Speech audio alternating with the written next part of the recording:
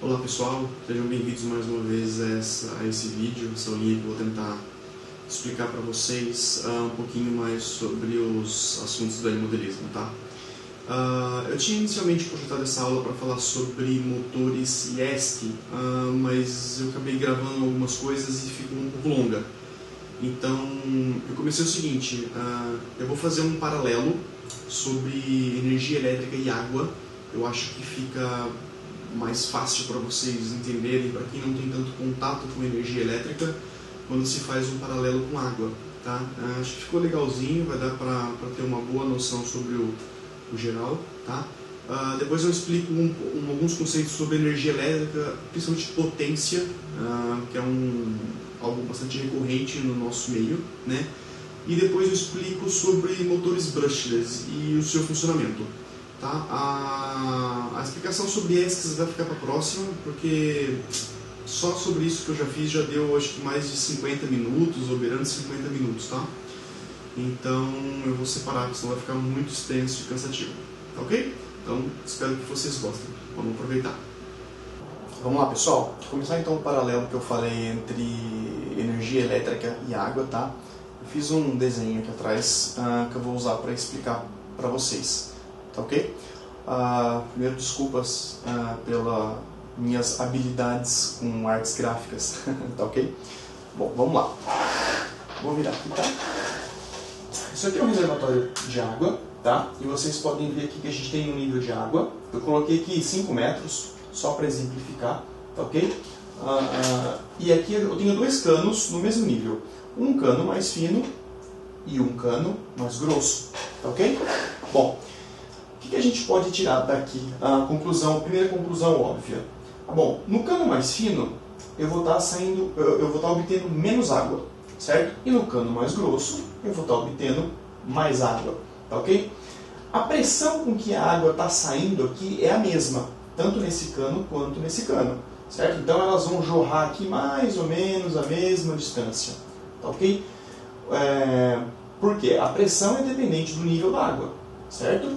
Mas o volume de água, a quantidade de água que sai, tá ok? É diretamente proporcional ao tamanho do cano, ao diâmetro do cano, certo? Quanto maior, maior o volume de água, tá ok? Bom, agora vamos mudar o nível dessa água para a gente ver o que acontece. Bom, aumentando o nível para 10 metros de água, né, enchendo esse reservatório, o que a gente vai ter? A água saindo com muito mais pressão, tá ok? Então aqui, tanto no cano mais estreito quanto no cano mais grosso. Okay? Olha a pressão da água. Você vê que a água jorra muito mais longe, porque ela está saindo com mais pressão. Okay? O que isso significa, pessoal? Vamos começar primeiro a fazer o paralelo. Tá okay? O nível de água seria a tensão, certo? Esse reservatório seria a nossa bateria, seria a fonte de alimentação, qualquer coisa que contenha a tensão, tá ok? Contém a energia, tá? O nível da água, como eu disse, seria a tensão, tá? Os canos seriam a resistência, tá? Exatamente os fios, tudo que exerce uma obstrução à passagem da água ou dos elétrons seria uma resistência, tá ok? Por isso que aqui nesse cano mais fino a gente tem menos água, certo? E no cano mais grosso temos mais água, tá ok? A água seria propriamente a energia elétrica, os elétrons fluindo, tá ok? Esse paralelo exemplifica bem, tá? E para completar a nossa comparação, temos aqui o fluxo d'água, a quantidade de água que está saindo num determinado tempo seria a corrente elétrica, ou seja, fluxo de água, corrente elétrica, certo? Que é medida em amperes, tá? Bom, então fazendo o paralelo novamente, tá? Temos aqui, quando você sobe o nível da água ou a tensão, a tendência é o fluxo ou a corrente aumentar, tá? Como a gente viu em relação ao desenho anterior, tá ok? E o inverso vale para resistência, tá? Uma resistência maior, ou seja, um cano menor, você vai ter menos fluxo de água, tá? E num cano maior, numa resistência que apresenta uma resistência menor, você vai ter um maior fluxo de água, tá? Esse paralelo vocês podem sempre usar que ele funciona bem, tá? Então, tensão, a gente vai ter o nível da água, certo? Resistência, a gente vai ter o diâmetro do tubo, tá? E a corrente vai ser o fluxo da água, tá ok? Bom, agora para finalizar eu vou falar um pouquinho sobre a parte de potência, tá? Bom pessoal, vamos lá então. Antes de começar, deixa eu explicar o que é. Primeiro eu vou falar o que não é, tá? Isso aqui não é um sol, isso aqui não é um cactus estranho, tá ok? Isso aqui é um reservatório de água, tá? Então aqui a gente tem um nível de água, certo? Aqui temos um cano saindo água para uma roda d'água, certo? Essa roda d'água está ligada por uma correia, né, a um mecanismo. Imagine que isso aqui fosse uma outra correia e isso aqui baldes para elevar grãos. Tá? Isso aqui era até que usado um bom tempo atrás. Tá? Então você despeja, por exemplo, trigo aqui, tá? Você tem um reservatório aqui embaixo, e conforme isso aqui vai movimentando, vai girando, esses baldes vão levando o trigo para o celeiro. Ok? Isso aqui foi muito usado, tá? Há alguns séculos atrás. Bom, então vamos lá. Essa foi a maneira mais simples que eu encontrei para explicar a relação entre tensão, corrente, o que é potência, como funciona um motor. Tá ok? Vamos lá então. A gente já viu agora há pouco que o nível da água é a tensão, certo? E a largura desse cano é a resistência, certo? E isso aqui é a corrente, no caso aqui é a corrente d'água, tá ok? Isso aqui é a corrente. Quanto maior o nível, certo? Se a resistência não variar, se o diâmetro do cano for o mesmo, quanto maior o nível, mais água eu vou ter saindo. Tá ok? Bom, agora começa a entrar um conceito um pouquinho mais complicado, certo? Bom, o que acontece se eu tiver, por exemplo, essa roda vazia? Não tem trigo nenhum aqui, tá? Isso aqui está vazio, está leve, não tem força nenhuma para isso aqui se movimentar, tá? Com muito pouca água saindo aqui, certo? Eu posso reduzir esse cano, deixar ele bem estreito, por exemplo. O que vai acontecer se eu deixar ele bem estreito? Eu vou ter água saindo com pressão, ela vai estar saindo com força aqui, por quê? Porque o nível da água vai estar alto, tá ok? Então a água vai estar saindo com força, só que pouca água, certo? Então o que vai acontecer? Isso aqui vai estar leve, porque não tem trigo nenhum para isso aqui levantar, tá? Então essa roda vai girar rápido, porque essa água está saindo com pressão, certo? E consequentemente isso aqui também vai girar rápido, porque está tudo levinho. Então a pouca água que está saindo aqui com pressão já faz isso aqui girar bastante, tá ok? O que acontece se nessa situação eu baixar o nível dessa água? Eu colocar isso aqui, certo? A pressão com que essa água vai estar saindo aqui já vai ser menor. Então essa roda aqui vai girar com menos velocidade, tá ok? Então, sem carga nenhuma para levantar, certo?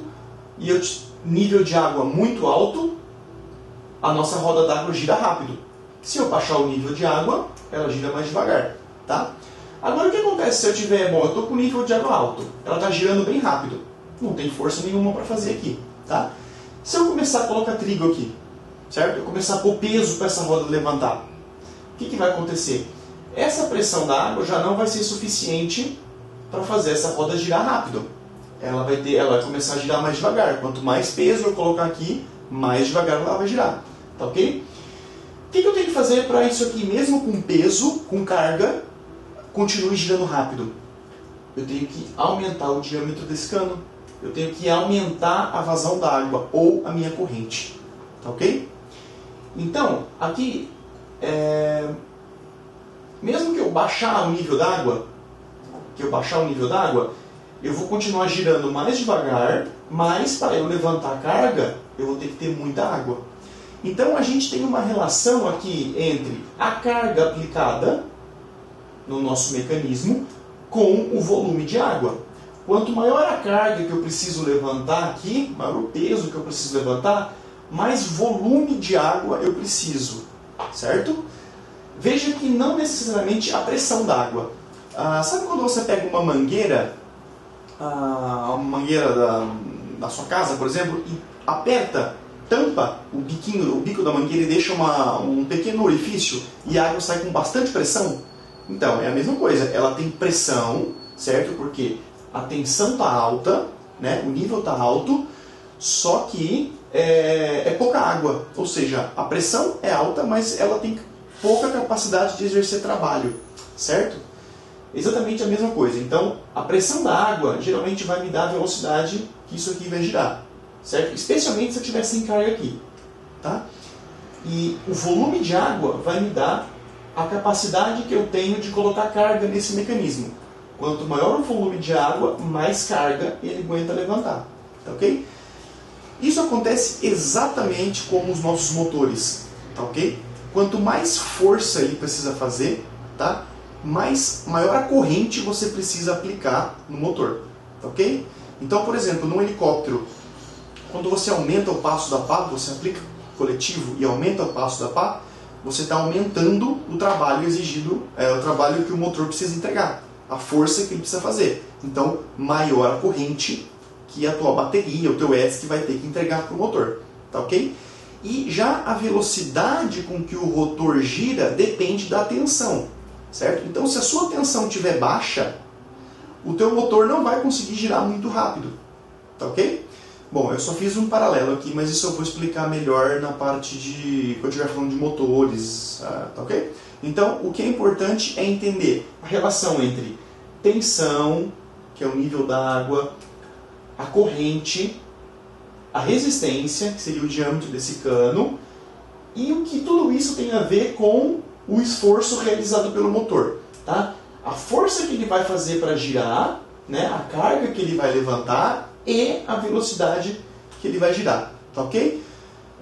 Só recapitulando, quanto maior o nível, maior o fluxo para uma mesma resistência, tá? Se eu manter o nível da água e diminuir a resistência, no caso aumentar o diâmetro do tubo, mais água eu vou ter passando aqui, tá ok? Se eu mantiver a resistência e aumentar o nível ou baixar o nível, eu vou ter uma variação na pressão da água aqui, certo? Então, quando eu aumento o nível, eu aumento a pressão da água, aumento a distância que essa água é espirrada. Quando eu diminuo o nível, certo? Eu diminuo a pressão da água saindo aqui. Tá ok? Não sei se ficou muito claro, mas a gente vai precisar desses conceitos para entender um pouquinho melhor a parte de eletricidade. Ok? Vamos lá? Bom, senhores, terminando essa introdução à elétrica que eu estou fazendo, eu coloquei aqui na lousa um circuitozinho mais simples elétrico possível, tá? E algumas formulinhas. Eu sei que a maioria corre de matemática, mas infelizmente é um pouquinho importante. É bastante simples, tá? Nada muito complicado. Então vamos lá. A questão é o seguinte: o que temos aqui? Isso aqui seria uma bateria, certo? Terminal positivo, terminal negativo, tá? A nomenclatura que a gente usa... Bom, aqui vai ter uma tensão, tá? A gente usa a letra U, de uva, para definir a tensão, tá? E apesar de ser bastante comum se usar e até ter no dicionário, o termo voltagem eu não considero como tecnicamente correto, tá? O nome correto é tensão elétrica, ou se já estivermos falando num contexto de eletricidade, só tensão, tá? Então, se você for ler um livro técnico, alguma coisa mais assim, você vai ver tensão. É nada de voltagem, tá? É meio caipira, meio chulo você usar o nome voltagem no termo perto de pessoas técnicas, assim, sabe? Não é muito bem visto, tá? Então, tensão, tá ok? Então, aqui temos uma bateria que tem uma tensão elétrica, tá? E aqui temos uma carga. Essa carga pode ser uma resistência, pode ser um motor, qualquer carga, tá? Ela tem uma resistência R, tá? E ao se ligar esse circuito, teremos o quê? Teremos uma corrente I circulando. Por convenção, a corrente sempre circula do positivo para o negativo, tá, ok? Isso é convenção, tá? Bom, então temos uma tensão U, uma corrente I, também a corrente é medida em ampere, tá? Ou amperes, no plural, tá? E da mesma coisa que é feio você falar voltagem, é mais ridículo você falar amperagem. Para mim, assim, tecnicamente, eu nunca ouvi falar, tá? Então, tensão, corrente elétrica, tá ok? Medida em ampere e medida em volts, tá? E a resistência, isso aqui, uma carga, ela tem uma resistência, a passagem elétrica, tá? E é medido em ohm, tá? Depois vocês vão ver escrito aqui na tela o nome correto, tá ok? Bom, o que é essa resistência? Isso aqui, o que é essa carga? Tá? Isso aqui pode ser uma resistência, por exemplo, no seu chuveiro elétrico, certo? Você tem uma resistência lá que vai converter essa energia em calor, tá? Para aquecer a água. Pode ser uma lâmpada que vai emitir luz e também aquecer. Tá? Então, alguns conversores de energia, algumas cargas, ela converte em mais de um tipo de energia. Uma lâmpada, por exemplo, uma lâmpada incandescente, principalmente, ela vai emitir luz e vai emitir calor. Tá ok? Um motor elétrico, por exemplo, que é a nossa aplicação principal, tá? O motor elétrico ele vai converter a maior parte da energia em movimento, certo? Mais uma pequena parte ainda vai ser convertida em calor. Por isso que o teu motor esquenta, tá? Por quê? Porque dentro do motor tem um fio ali, e aquele fio tem uma resistência, e queira ou não, vai ser dissipado em calor, tá? Então não tem jeito. Isso eu vou falar no próximo tópico, que será sobre motores, e aí a gente vai entrar na questão de eficiência, tá? Quantos por cento dessa energia um motor converte efetivamente em movimento, tá? Bom, circuito básico, uma fonte de tensão, a corrente que vai circular pelo fio e a carga, tá? Temos 3 formulinhas básicas para compreender mais o que eu vou falar na frente sobre motores ESC. Primeiro, tensão é igual a resistência vezes a corrente. Ou se você manipular essa equação, você joga qualquer um para o outro lado, tá ok? Então, a gente vai ter aqui uma tensão que vai fazer circular a corrente em cima dessa resistência, tá ok? Bom, o que a gente vai ter aqui? Quando a corrente passar por essa resistência, tá? A gente vai ter a diferença de potencial, vai ser isso aqui, seguindo essa fórmula, tá? Então, por exemplo, se tivermos aqui 10 volts e aqui 1 ohm, por exemplo, de quanto será essa corrente? Tá? Então, a gente tem por essa fórmula aqui que a corrente vai ser igual a tensão sobre a resistência, tá? Então, 10 volts, 1 ohm, uma corrente de 10 amperes, tá ok? E aí você pode, com qualquer uma de duas, você achar a terceira, certo? Por exemplo, agora a segunda fórmula de potência, tá ok? Potência é igual a tensão vezes a corrente, tá? Então aqui a gente tem, por exemplo, 10 volts, certo? E 10 amperes. Quantos watts essa bateria está fornecendo? Tá? Então a gente vai ter potência igual aos 10 volts vezes os 10 watts, os 10 amperes. Então teremos 100 watts. Tá ok? Essa bateria está fornecendo 100 watts. Certo? E essa resistência aqui, quanto que ela vai estar dissipando em calor? Digamos que isso aqui seja a resistência do teu chuveiro elétrico. Quanto que ela vai estar dissipando em calor? Tá? Mesma coisa, toda essa corrente vai estar passando por ela, tá?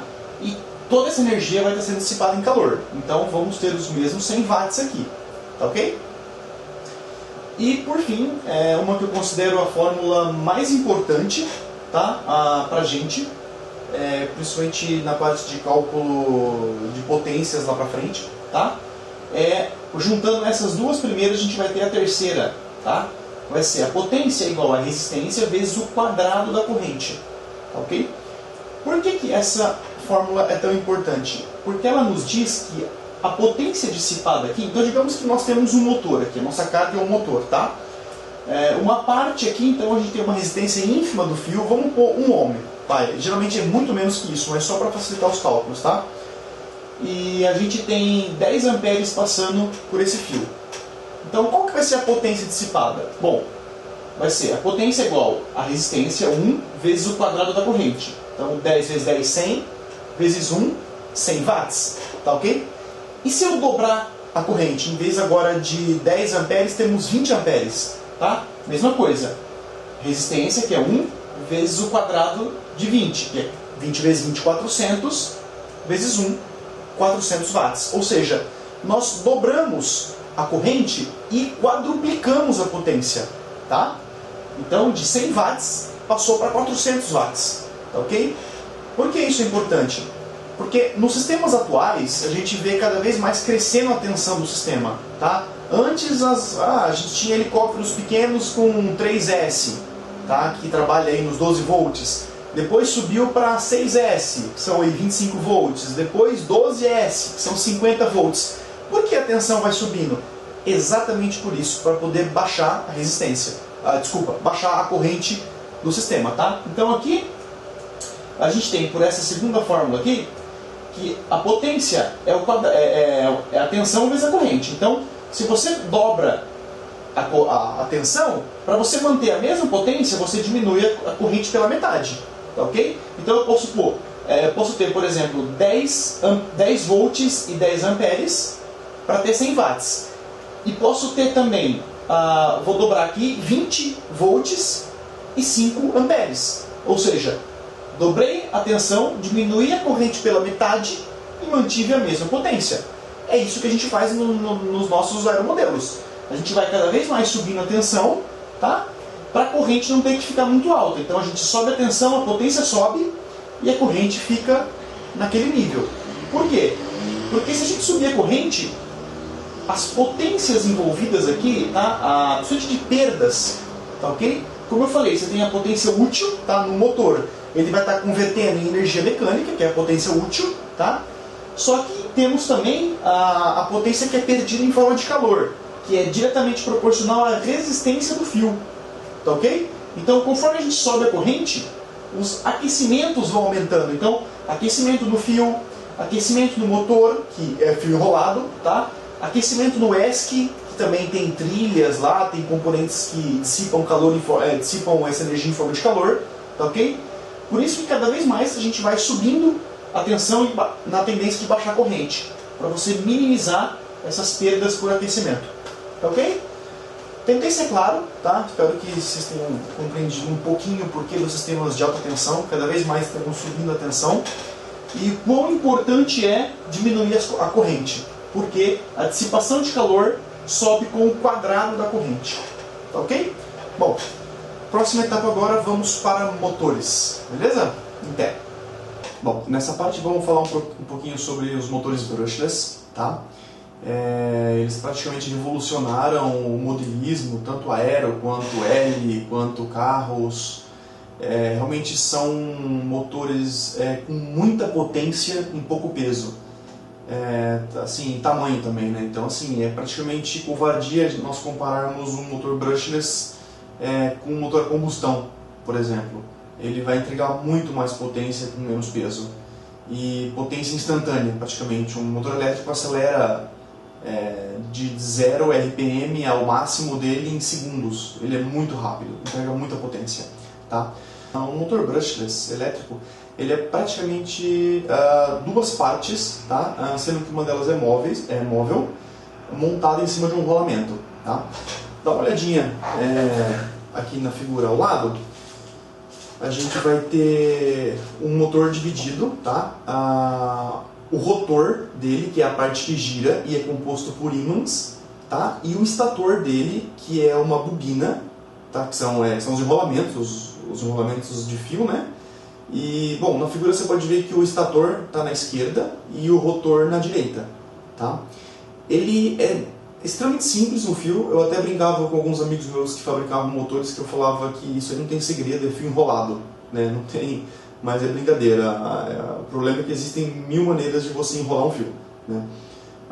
Então a disposição dos ímãs, a maneira como o fio é enrolado, então isso muda bastante entre um motor para outro, tá ok?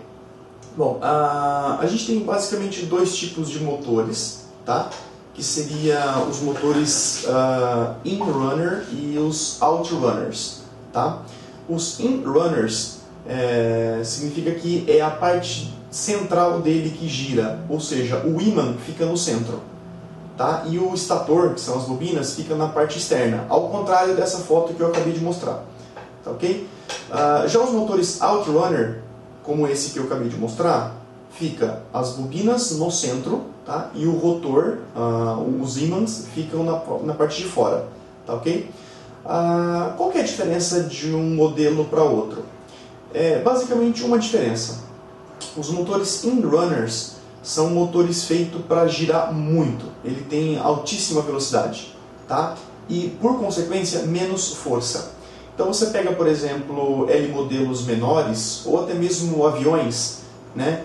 Eles usam motores, às vezes, em helicóptero não, acho que já todos são outrunners, mas em carrinhos, em alguns tipos de aviões, você vai achar os motores in-runners, que são motores para girar muito rápido e não precisa de tanta força, tá?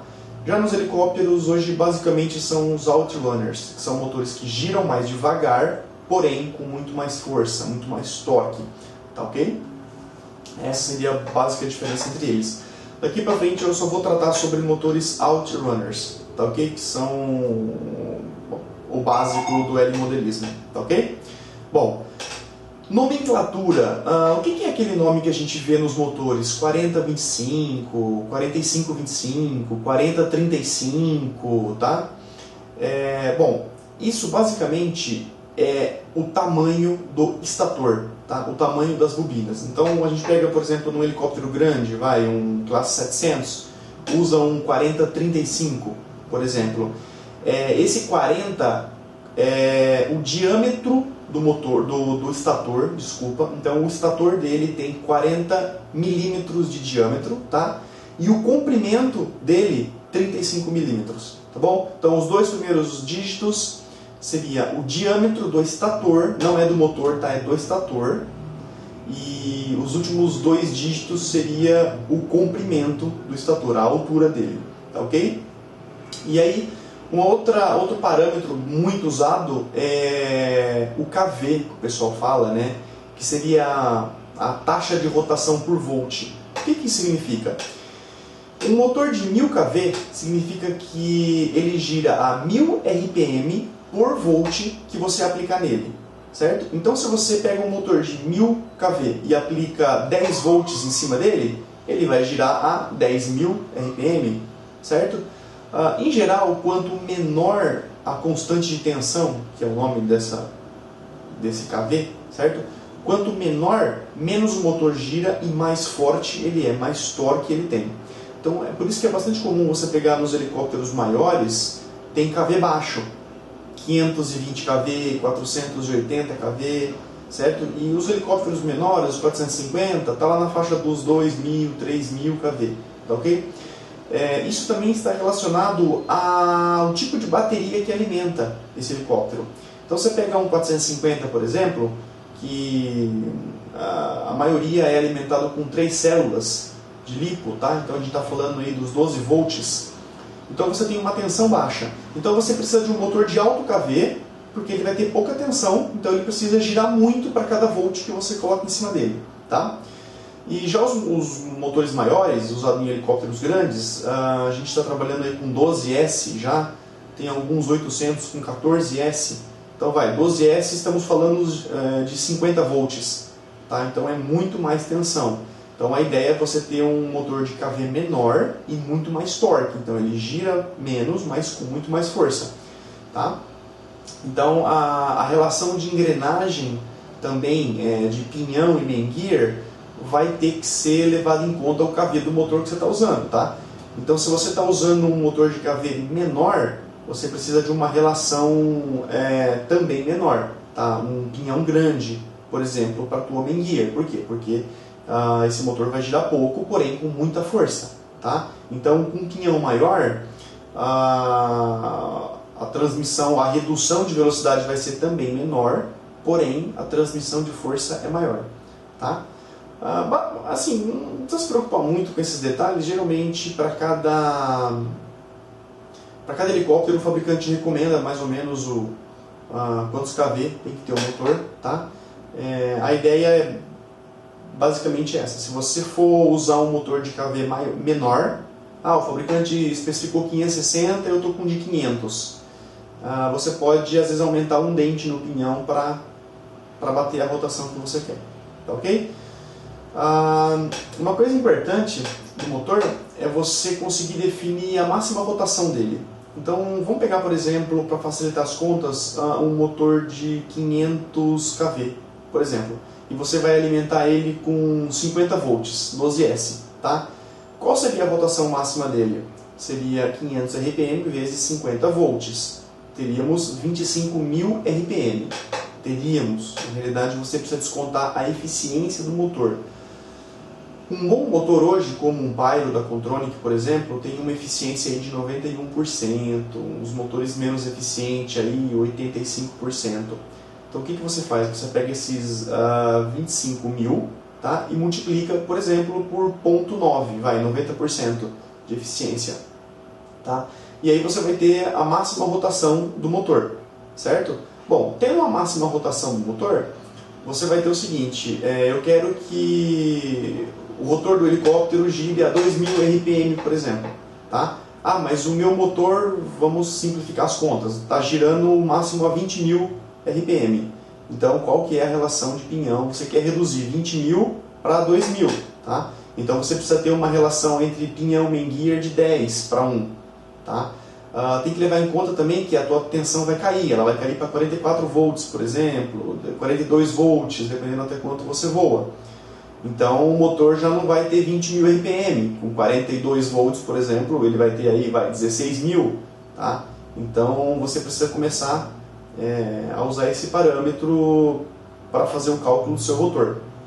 Geralmente o que eu faço? Tá? Eu pego uma tensão média, aí, 44 volts, por exemplo, que é a tensão média de uma lipo, tá?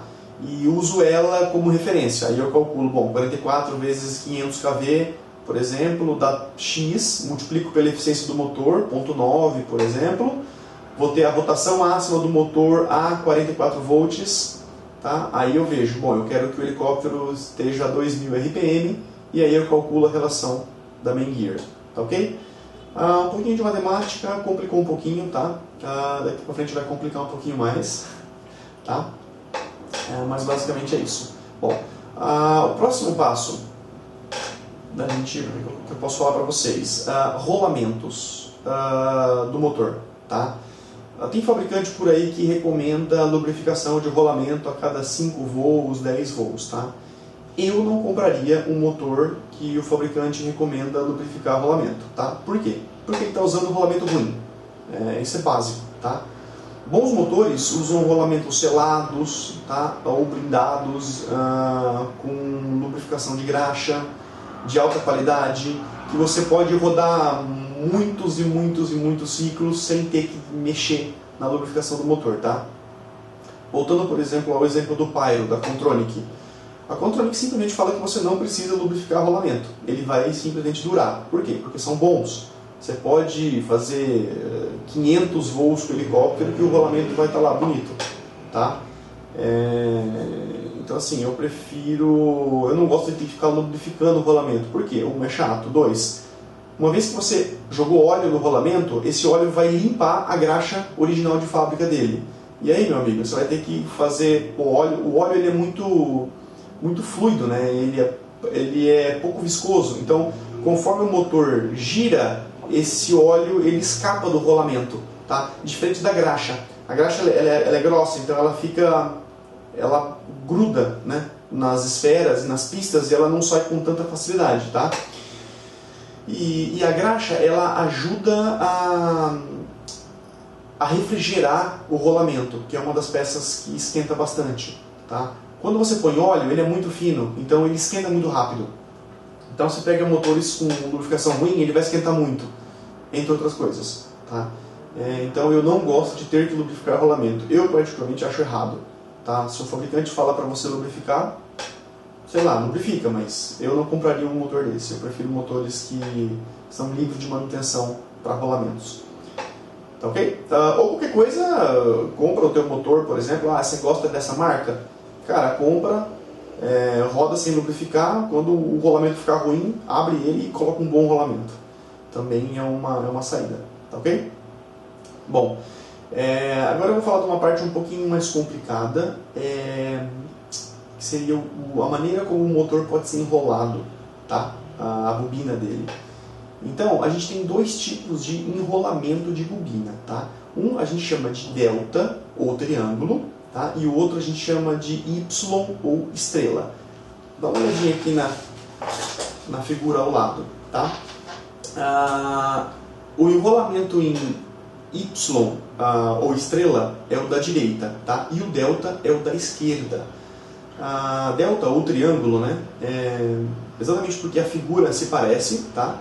E Y porque também se parece um Y, a nomenclatura vem disso, tá? Basicamente, é um pouco difícil explicar a diferença entre esses dois enrolamentos, então eu vou me abster um pouco, eu acho que ia complicar bastante, tá? Mas eu posso dizer o seguinte para você, na minha opinião, tá? Porque isso aí é que nem discussão política, discussão de marca de carro, time de futebol, cada um prefere de um jeito. O que a experiência nos mostra é que o enrolamento em Y é melhor, tá? Ele facilita bastante para os ESCs, tá? São motores um pouco mais seguros, tá? Alguns ESCs de primeira linha preferem trabalhar com enrolamento em Y, como os Contronics e os YGE, tá? Você consegue um pouco mais de torque no motor, um pouco mais de força no motor, tá? Do que os enrolamentos em delta. Os enrolamentos em delta eles são mais fáceis de ser fabricado, tá? Então alguns fabricantes preferem fazer em delta, tá? Mas, bom, já vou dar a dica. Se você tem um Contronic e vai usar um motor enrolado em delta, você vai ter que programar o modo KSA, que vem de Contronic Special Application, tá? É uma maneira dele lidar um pouco melhor com os motores em delta, tá? Então, se você for escolher entre alguns, tiver em dúvida entre alguns motores de especificação parecida e um deles for enrolamento em Y, prefira ele. Eu te garanto que ele vai te dar menos dor de cabeça e você vai ter um desempenho um pouco melhor. Ok? Bom, pessoal, agora eu vou entrar numa parte interessante, na minha opinião, que é sobre como um motor brushless gira, como ele funciona, o que faz ele girar. Tá ok? A princípio eu vou falar sobre polos magnéticos, tá? Então se você dá uma olhadinha na figura aqui, isso aqui é um Contronic aberto, tá? Então ele está montado, mas ele está sem a tampa, então você vai ver que o estator já está dentro do rotor, tá? E ele tem esses polos magnéticos, dá uma olhada na circunferência, você vai ver os polos, tá? Os ímãs, no caso, desculpa, tá? E o que significa isso? Por que tem motor? Às vezes o motor você fala, esse tem 8 polos, esse aqui da foto tem 10 polos, você pode contar os ímãs em volta, tá? Ele tem 10 polos. O que significa isso? Bom, basicamente seria o seguinte, quanto mais polos, mais devagar o motor gira, tá? E mais força ele gera, tá?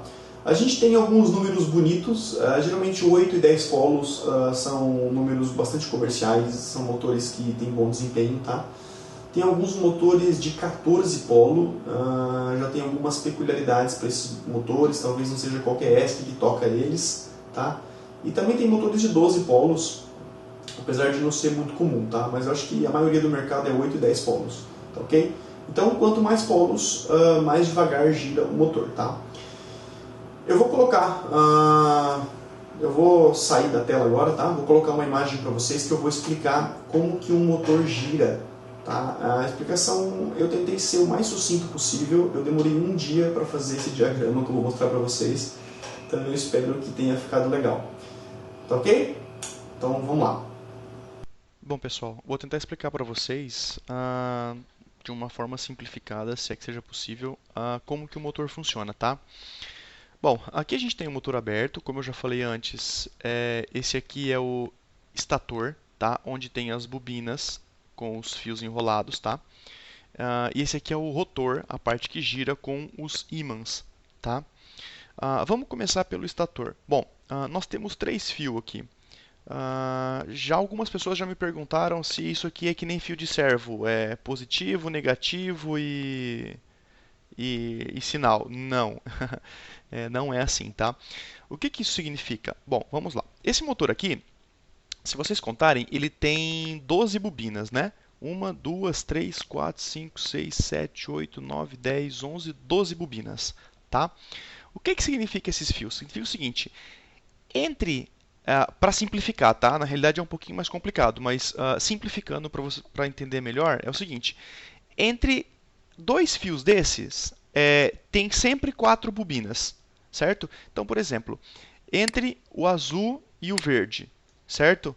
Então, a gente vai ter, digamos, 4 bobinas. Então, vamos começar. 1, pula 2, essa, pula 2, essa, pula 2 e essa, tá?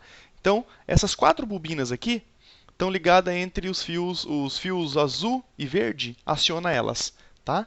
Se eu pegar, por exemplo, o azul e o vermelho, então eu vou ter, por exemplo, mais 4 bobinas, tá? Então, digamos, essa, pula 2, essa, pula 2, essa e essa, certo?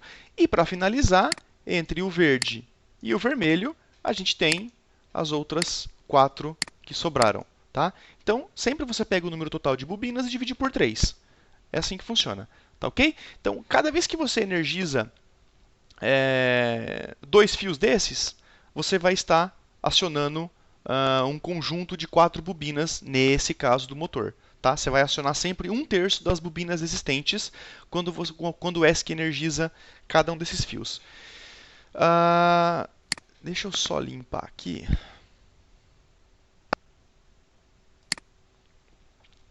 Então, vamos dar um seguinte exemplo. Quando o ESC energiza 2 fios, ele pode fazer de 2 maneiras, tá? Ele pode, por exemplo, pôr positivo aqui e negativo nesse, certo? Aí digamos que ele vai acionar essas 4 bobinas. Então, elas vão ficar com uma polaridade fixa, por exemplo, norte. Tá? Norte, norte e norte. Tá ok? Agora, digamos que você energize do contrário. Então, a gente vai ter aqui, por exemplo, negativo e positivo. Esse polo magnético vai inverter. Aqui vai passar a ser o sul, entendeu? Sul, sul e sul. Tá ok? É assim que funciona. E isso vale exatamente a mesma coisa para as outras 2 combinações. Ou seja, entre verde e vermelho e entre azul e vermelho, certo?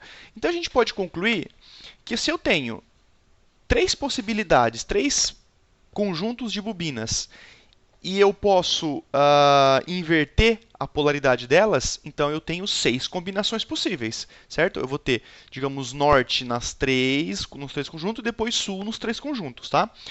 Por isso que a gente chama o nosso modelo de motor ESC de comutação em 6 passos, tá?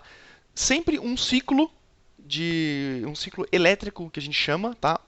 Ele tem 6 passos, exatamente isso que o ESC faz, tá ok? Eu vou explicar um pouquinho melhor já, tá? Só analisando aqui esse rotor, a gente pode ver, ele tem 1, 2, 3, 4, 5, 6, 7, 8, 9, 10 ímãs, ou seja, 10 polos. Então, quando você fala, o meu motor tem 8 polos, tem 10 polos, é porque ele tem 8 ímãs ou 10 ímãs, tá ok? Isso vai ser importante daqui a pouco. Aliás, isso é bastante importante quando você ajusta o governador também. Você vai entender já. Tá ok? Bom, vamos passar para o funcionamento do motor, então. Ok. Bom, como eu falei antes, eu separei aqui as bobinas por cores de acordo com o conjunto. Esse motor aqui não é igual àquele, tá? Ele tem aqui, são 9... bobinas no estator, tá?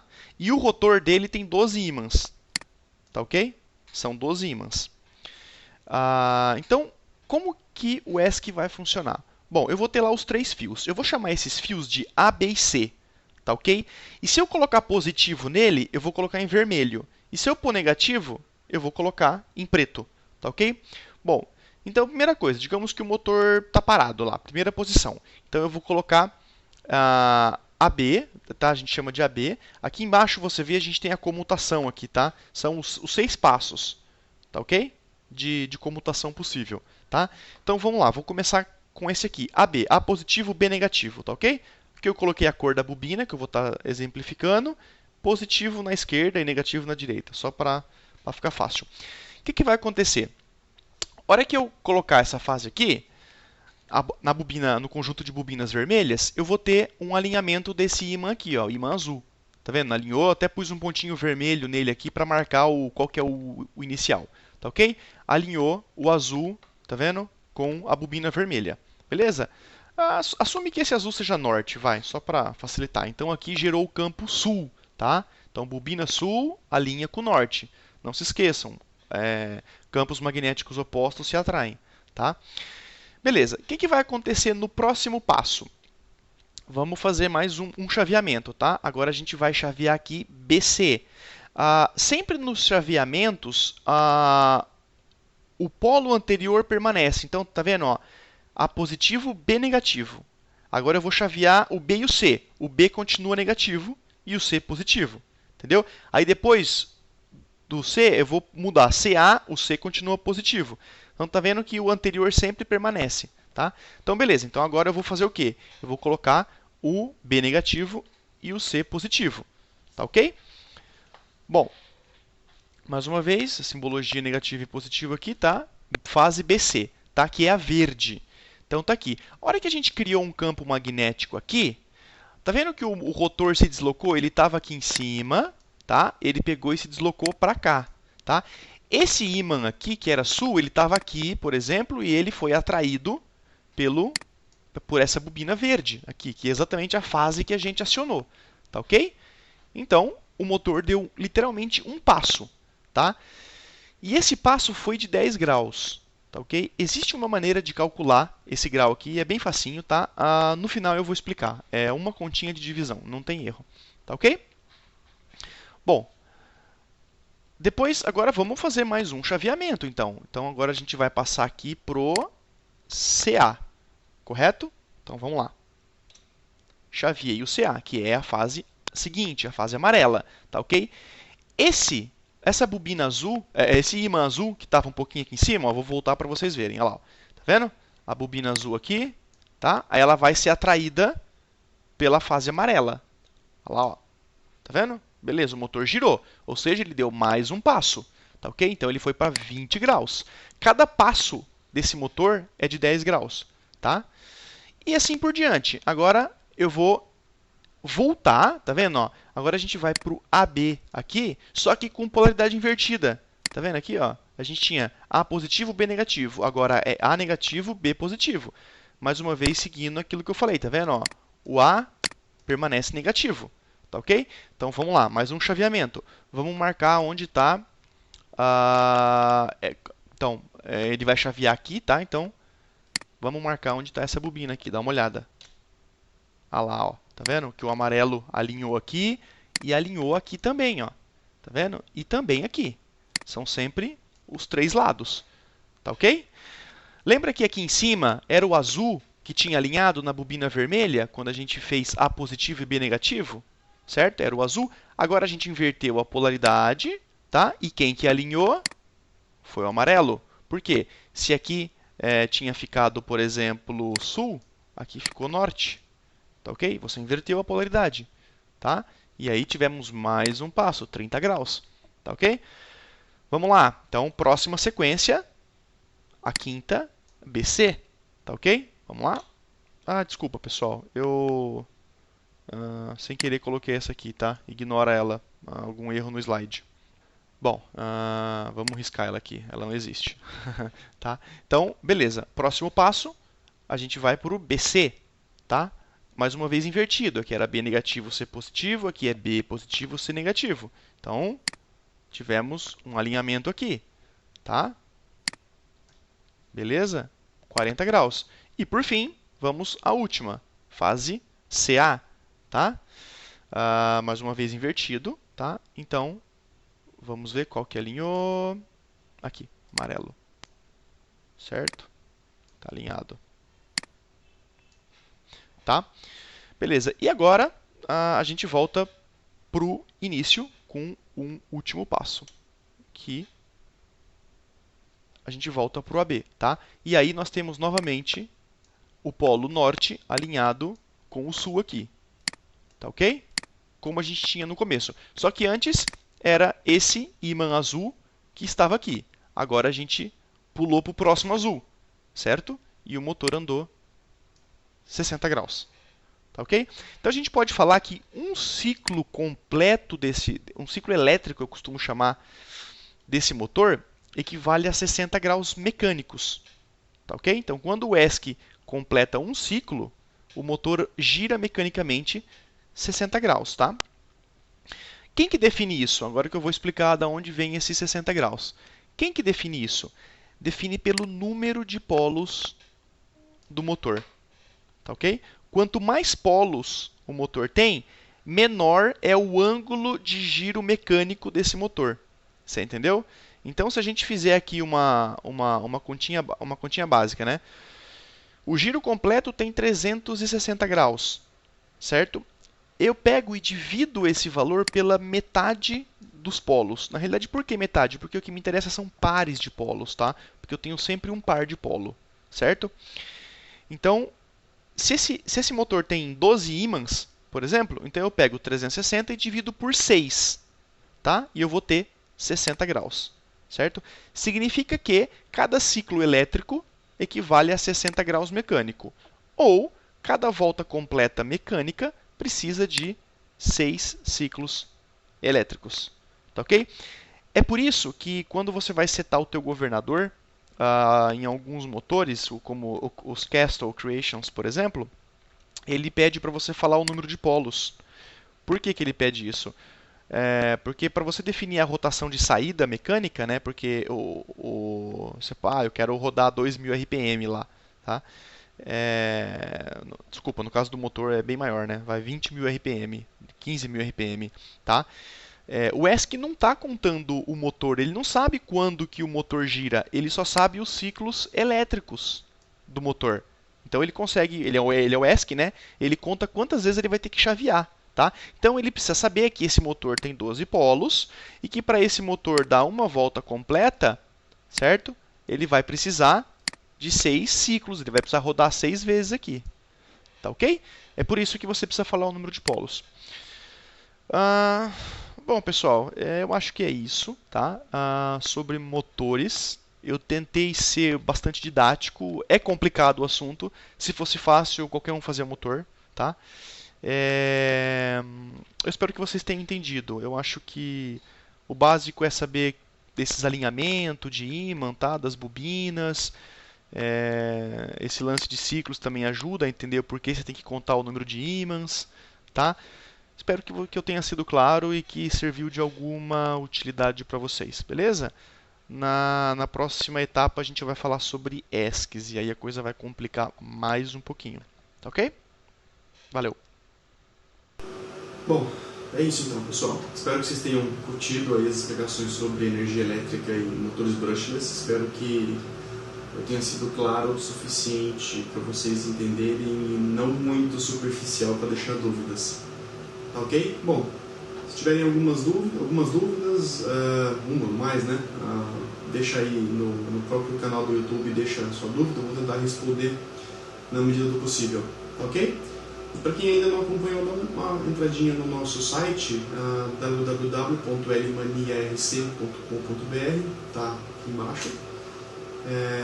Curta, tem mais outros vídeos lá, outras coisas bacanas. Se vocês aproveitarem, eu ficarei bem feliz, ok? Acho que era isso. Falou, pessoal, até a próxima então.